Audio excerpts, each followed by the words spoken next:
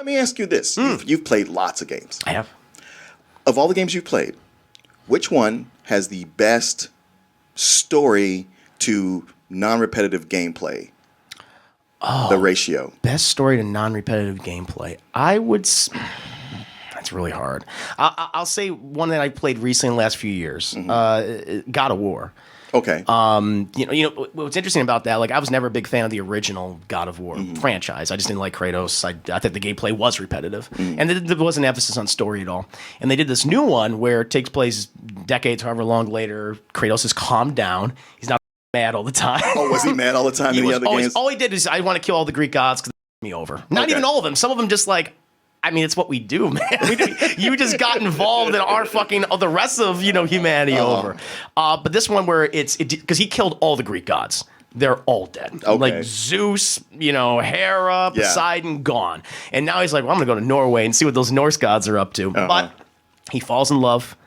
And marries this woman, has a child, and she's a frost giant, right? Yeah, that's one of the reveals in the game, and you go, and it's a father-son story. You go on this journey to scatter your mother, your wife's ashes, his mother's ashes on this great mountain, and you encounter all these Norse gods throughout of it. But you're also trying to be a father and trying not to repeat the sins of the past. I'm like, Jesus Christ, you just did away with all the stuff I didn't like about God of War and added it's a lot of Last of Us inside of God of War, which I really liked that. Okay. And it just surprised me because it was a franchise that I was like, it's not for me. I wrote it off.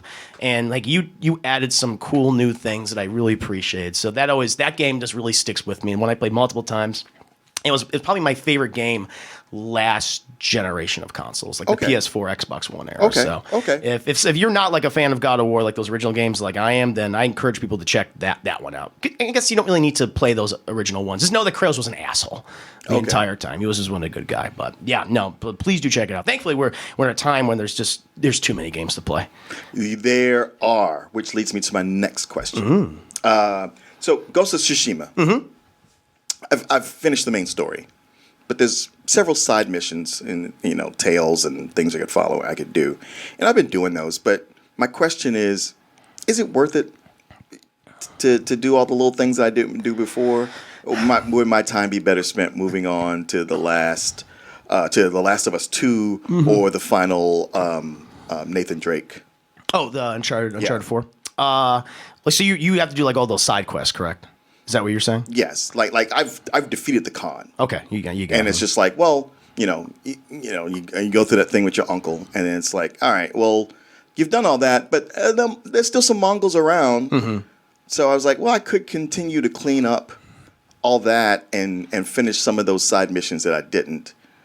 But should I? I'll tell you right now, that's my one, because I really like Ghost of Tsushima. It's one of my favorite games of last year. But the thing that, even though they had like a lot of side missions, they always ended the same. It's like, do. Can you save my wife and or daughter and or son? It's like, sure. They're dead. Yeah, I killed a bunch of people, but your wife's, she's gone. Yeah, so they're all kind of the same. I would hope that they do a sequel. So my suggestion is you can move on now. Like you played through the story, you did those side quests, you kind of got the gist of what they all are. You pretty much played through the game. Okay, yeah, you got the gist of it. Okay, but I hope because they are doing sequels. It was a huge success, huge commercial and critical success for Sony.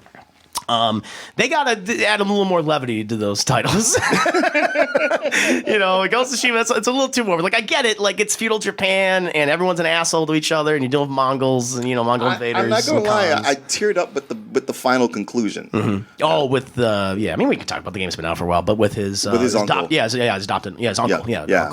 No, that was great. Yeah, it really was. I was like, okay, I think this is probably in. I was like, oh wow, this is profoundly sad. What did you choose to do? You don't mind me asking? Oh, he asked me to kill him, and I had to do it. Oh, you killed him? Yeah. Oh, see, I spared him. What happens if you because we just figured if I spare him, he's just going to do it himself. I spared his life, and the whole country is now after me. Everyone's after me. I killed him, and the whole count's after me. So no matter what you choose, you're kind of fucked.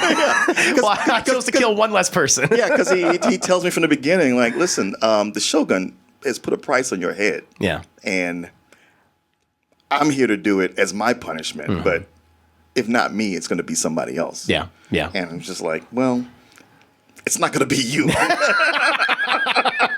Fair enough. Yeah. But no, I would tell you you can move on now to another game. But yeah, if people have not played Ghost of Tsushima, do play. It's a fantastic. I mean, it depends. You can there's a lot of choices in that game and how things can play.